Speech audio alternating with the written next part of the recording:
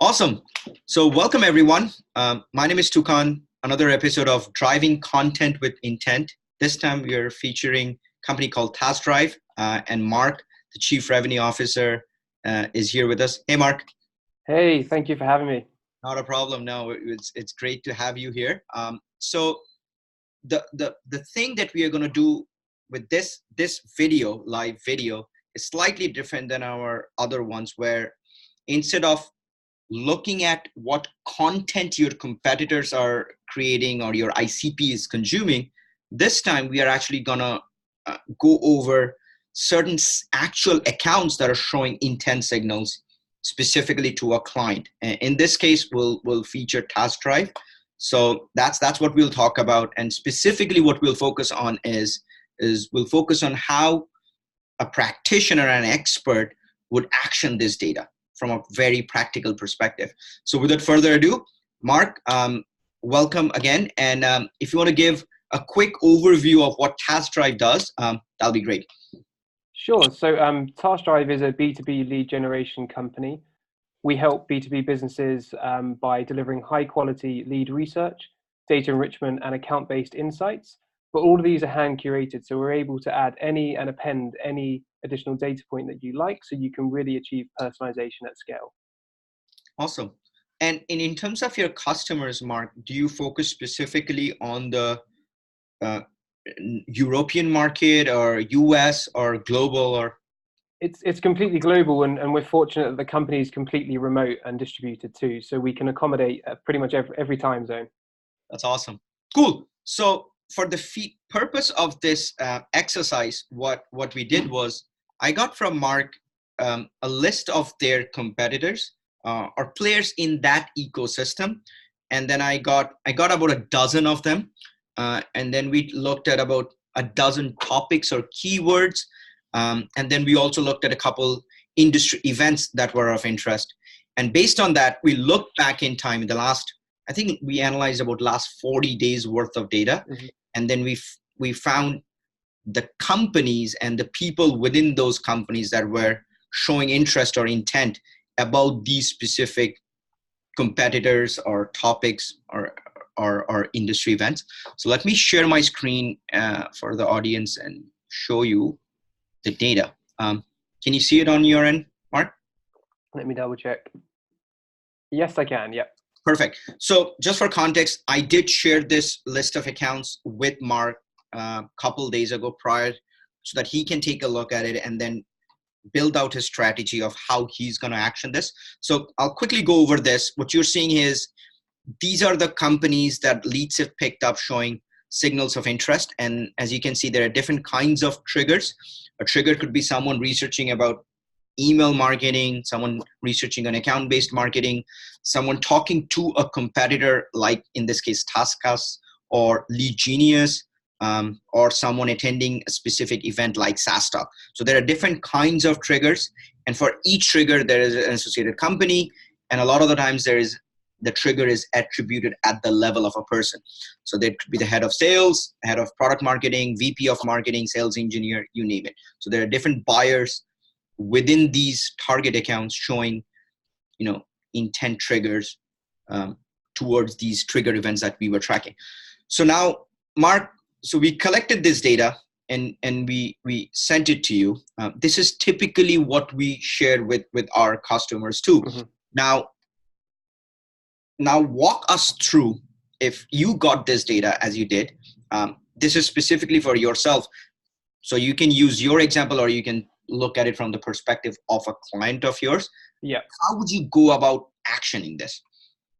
So first of all, I received this spreadsheet and it was a gold mine of data. I just couldn't believe how many companies on there, which were obviously accounts that we were interested in, who I had no idea were attending a conference or speaking to a competitor and engaging in particular keywords. So it really gives me, as a salesperson, the perfect excuse to contact them. So that's really what I was looking for, and that's really what I got, which is fantastic. So the first thing to do, because there is a lot of data there, there's no denying that, which is fantastic. So my first step is to prioritize the intent, or prioritize the level of intent based on the signals. And what I thought I'd do is put them into 3 buckets and just use the typical funnel, such as BOFU, MOFU, and TOFU. So bottom of the funnel, people who may be closer to making a decision because they are evaluating different vendors for their solution, to the solution to their problem. Mm-hmm. The middle of the funnel, who are problem aware, but they're not quite solution aware just yet. And then the top of the funnel, which are people who are making noise, all the right noise, but you're not too sure where they are in their buying journey. So I want to just let you know how I prioritize the intent signals based on those different buckets. So first of all, I'm going to start with closer to the money, because that's where all kind of salespeople and marketers really should be focusing. And the bottom of the funnel intent triggers and signals that I really identified were engaging with a competitor. That's a really important time for me to get the brand of TaskDrive in front of them, as well as if the prospect had followed the competitor. Because you're giving me that data on an individual level, I can see which individuals are following my competitors. So it means that they are putting their hand up to say they want to receive information of the competitor. So it could be their blog posts, it could be the updates that they're sharing across social. Yeah. I want to speak to them. It's a perfect time for me, because if they want to hear that content, it's some content that I can share too. Let me play devil's advocate here, Mark. Sure. What if it means that they are already a customer, or they just signed a contract? Yeah, so I still want to be in their universe, and I guess I'll tell a quick story about why I did, and it applies for everything I do in my life. I started my career in recruitment, and I used to recruit full-time permanent roles. And often I would miss out on an opportunity. My candidate wouldn't get the job, and they would offer it to somebody else. However, so I lost business then. However, I would always call back before I knew the person was starting, that to see what date they were starting, and then I'd call after their start date to find out if they actually started. And around, I'd say 1 out of 10 times, that candidate never turned up, or something changed and that person never went in. So I was in a prime position to call on the day of their start date to see if they turned up, and I could then sell in a temporary contractor to fill the gap, and then I would then win the business exclusively to fill the job that I originally lost out on. Love it. So I've always taken that approach to everything else that I've done as well. Just because a prospect of yours signs up with a customer doesn't mean that they are no longer ever going to talk to you or become a prospect for you again. And I have seen in my experience across multiple industries examples of where we've lost out to a customer and then the expectations were not met by the competitor. Sorry, we've lost out to a competitor and the expectations were not met. And by being there, asking the right questions, showing up, it's always a good position to be in, because I'm trying to position myself as a trusted advisor, not another vendor. Great. Awesome. So now, so basically what you're saying is, in your prioritization, you're looking at if someone is talking to a competitor or engaging with a competitor or some of their employees, that's your BOFU, or bottom of the funnel. That's my hot prospects. If I'm going to prioritize anything in my day, it's these people. All right. Then the next level, the middle of the funnel, and this is it's harder to work out, but the 2 signals that I would put in this bucket would be attended an industry event, as well as engaged with industry news. So when it comes to attending industry events, some events are free, other events are paid for. You still don't know where people are in terms of their buyer's journey, if they're looking to make a decision or change anything with their current setup. But it's still worth having the conversation, because they've put themselves out there to learn. So I know that they're in a learning mindset. I could make the assumption they're in an open mindset to learn new tactics, strategies, not so much case studies, but new things about the topics that they went to the event for. As well, if they're engaging with industry keywords industry news, that's also a good time to start the conversation, because they're following news, they're following stories, and it's a perfect opportunity to continue a conversation. Great. Awesome. So in this case, we were looking at, just for the context, we were looking at couple events just for this period. We were looking at SaaS Talk, which happened, I think, last month in Dublin. It and, is, yeah. And we were looking at terms like email marketing, sales prospecting, sales development, and stuff like that. Awesome. Great. So then that's your middle of the funnel. What's your top of the funnel? So top of the funnel is it's the type of intent signals where I can't really tell where they are in the buyer's journey. And that's pretty much either engaging with industry news. So sorry, I've got those mixed around a little bit. Middle of the funnel is attending industry events and also engaging with keywords that are relevant to my business. Bottom of the funnel is industry news, because I don't know what the news is. So it could just be anything at this point in time, as well as if they followed a prospect account, because if my competitor has followed a prospect, because depending on the size of the competitor, it could be somebody in their marketing team, which is very far removed from the conversations that are being had with sales. So it might not be something that is for me to go after straight away. And if I'm prioritizing, I want to go after the hot prospects, then the middle, and then the top of the funnel, which are everything else that remains. So let me ask you one question. One thing is, around industry news and industry topic, like things like that. But in your case, it could be sales development, lead research, account-based marketing. In your mind, when you're getting the data or these trigger events, would you prioritize different topics differently? Like if you see someone researching or engaging with topics around account-based marketing or attending high funnel versus someone researching on email marketing or sales development, would you treat them differently? Absolutely. So we'll go on to this in the next part, but I would certainly be looking at, when I'm doing my research and collecting the information on these individuals, I would be bucketing them into either a persona, or it may even be a content category. So if I know that they're interested in sales development, the first thing I do is think, what sales development content do I have on my blog? And how can I share that with them? Amazing. No, that's great. Perfect. So the first step you do is you prioritize based on these different trigger events. So you have done your prioritization, you've segmented into 3 different buckets. What's next? So the next steps for me is to think about researching. So I want to research these individuals, and what's fantastic about LeadSift is you've given me everything but the contact details, right? So all I need to do next is go and get the contact details, and that's what TaskDrive does as its bread and butter. So our researchers would go through this data, and they'd also pull out things like social profiles, so I can get their LinkedIn and Twitter accounts if need be.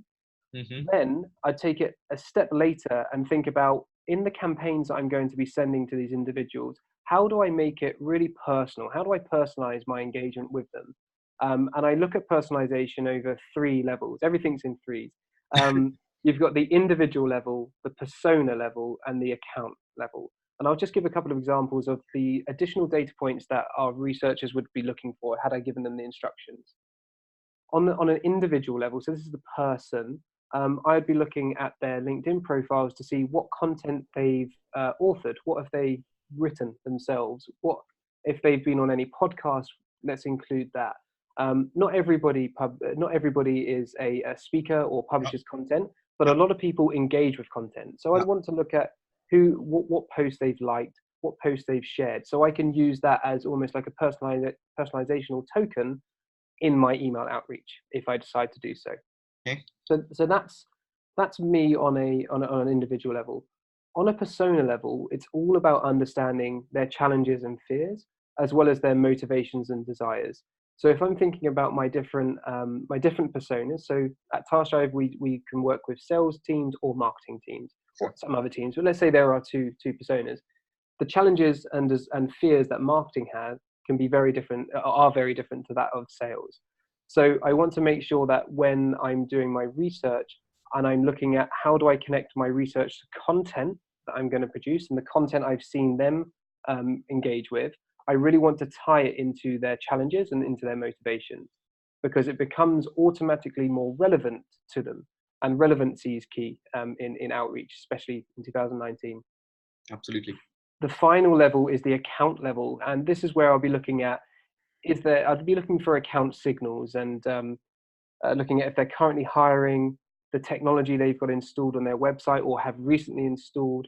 What about reviews on G2 and Capterra? And you know a lot more about account signals than I do. So what are the other signals I could be researching?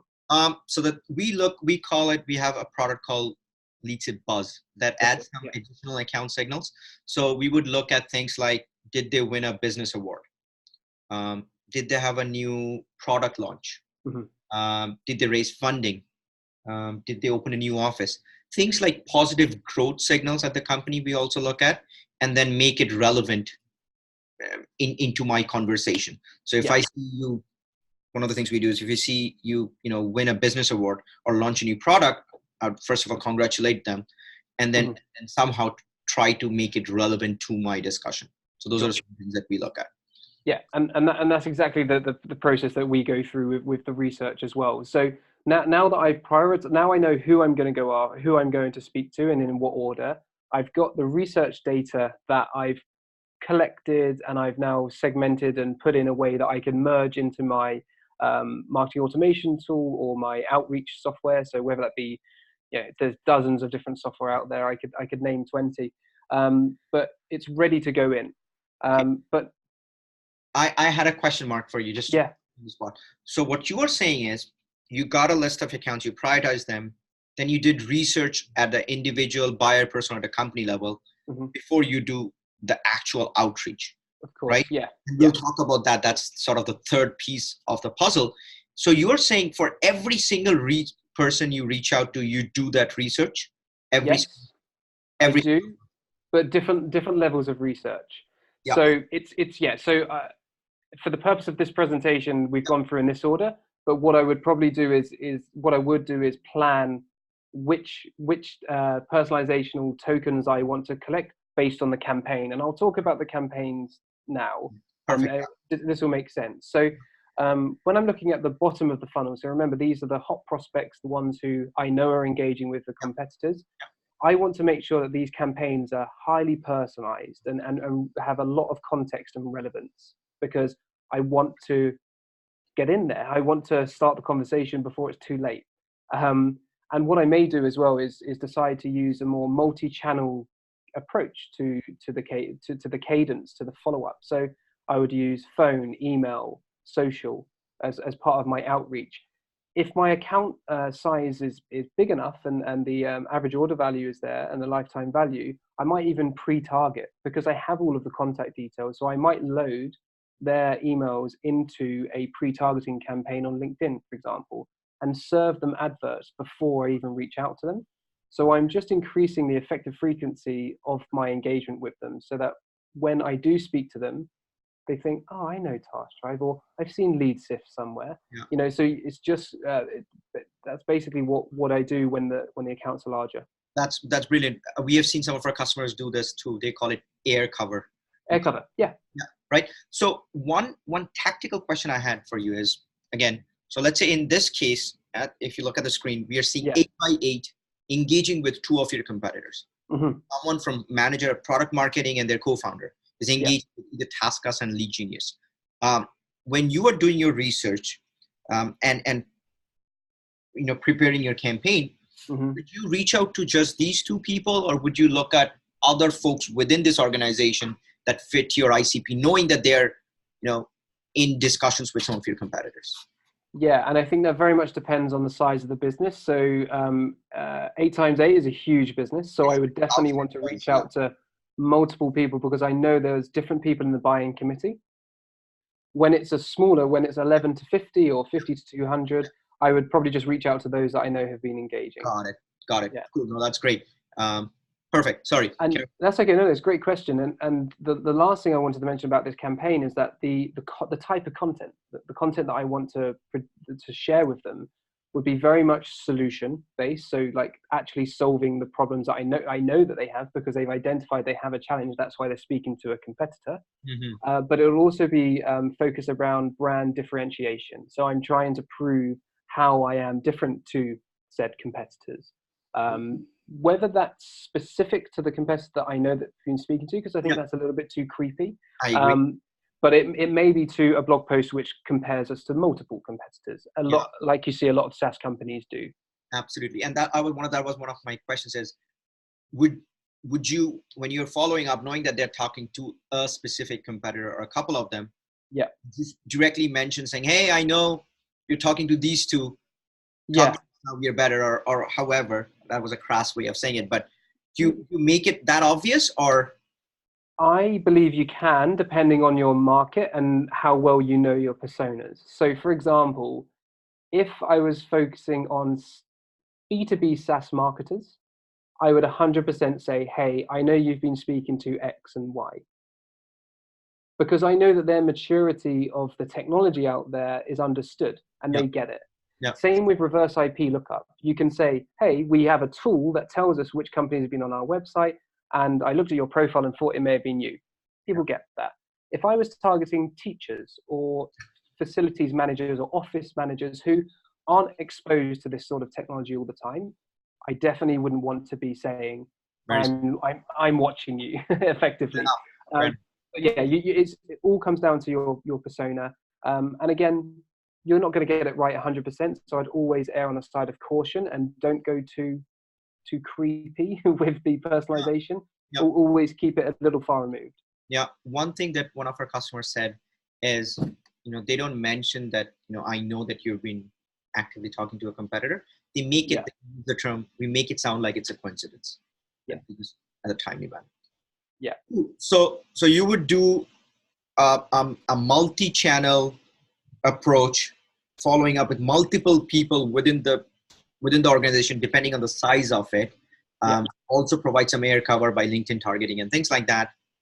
What else? What else are you going to do?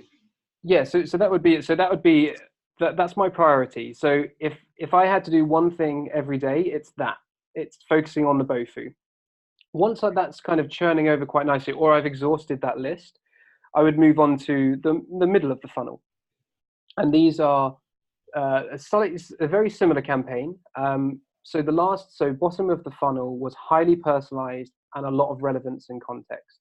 The middle of the funnel is medium personalization with some context. So I wouldn't spend as much time researching each of the individuals and the persona in the account, but I would do some personalization. So I'm trying in my planning, I'm spending 70% of my time BOFU, 20% of time MOFU, and 10% TOFU, because I know the BOFU is where I should be focusing, and it deserves more based on the intent signals. I could be wrong, but from the data, from the intent data. So the other things that differentiate the middle of the funnel campaign is there's multi-channel cadences, but I may not be doing pre-targeting because my budget doesn't stretch, or I've spent it all on the bottom of the funnel. And I would be definitely delivering on solution-led content. And what I mean is not necessarily mentioning TaskDrive, but I would talk more about how they can solve the problem of generating leads or solve the problem of enriching data, because I'm not trying to, because I know they're not actually engaging with the competitors yet, and I wouldn't want to come across as too forceful. I want to come across as that point of a trusted advisor, not a vendor. So that would be my approach. And you mentioned one of the signals you look at is if someone is attending an event as a middle. So let's say, I don't know if you guys went to SaaS Talk, but let's say you found out someone is attending SaaS Talk, a CEO of a 20% company is going to SaaS Talk. And let's say someone from your organization is attending it. Do anything there? Would you do something? Ahead of time, we certainly would. So if I had this data before the event, I would send out a campaign to say, are you around for 15 minutes? Do you want to grab 15 minutes? Or, I may even decide to do a happy hour just outside of SaaS Talk, although SaaS Talk's pretty good for happy hours, I hear. So they cover that themselves. But at other big trade exhibitions, one campaign I've run in the past, if I just quickly explain this one, we spent £600 and put it behind the bar and had the bar tab. That eventually led to a £10 million deal with the company I was working with at the time. So that's the best £600 I've spent at a bar. We didn't have intent data back then. It was done an older way, but at the same time, that's the sort of campaign you can run around it. At the Got same time, you're not going to meet the 4,000 people that go to the event. So you No. can still use the data after the campaign and say, I noticed, because SaaStock has an app, so you could say, I saw your details on the app, didn't get a chance to speak to you, noticed you were at SaaStock.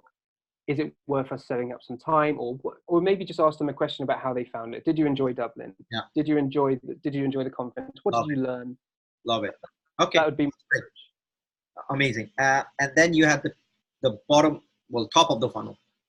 Yeah, I've gone the wrong way around, haven't I? But I'm starting with like closer to the conversion, and I think that's important. Totally. So the top of the funnel campaign details, very, very light personalization. So I would use merge tags like first name, company name, job title, but not in a real I try not to use it in a templatey way. And so I'll explain how we get around that. So with a lot of our company customers, we do collect the job title, but we also work with them to say, how are you using this data in your outreach? And sometimes they want to use the job title in the outreach. So what we do is we create a separate column within the data, and we create a job title for outreach. So if they are a senior sales, if they are a VP of sales, Sure. we may say that their outreach job title is senior sales director, senior salesperson, marketing marketer. So we are personalizing the emails well, our clients are using the data to personalize their emails, but it doesn't read like, hi first name, I saw you are job title. It's, hi first name, I noticed you as a marketer, you must also feel this way, or this is also a challenge. So we still use personalizational tokens, but we use them in a slightly different way.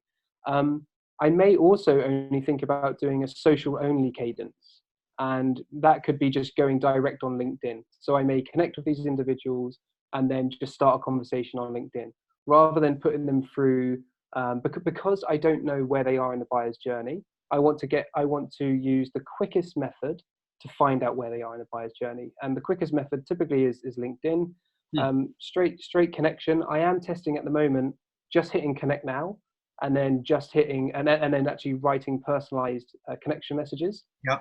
And the difference for me in the campaigns that I've run are negligible, really. But the amount of time it takes to write the personalized connection messages is obviously a lot more than just hitting connect now. Yeah. So connect now for me is working within my market. Nice. So use a social only cadence.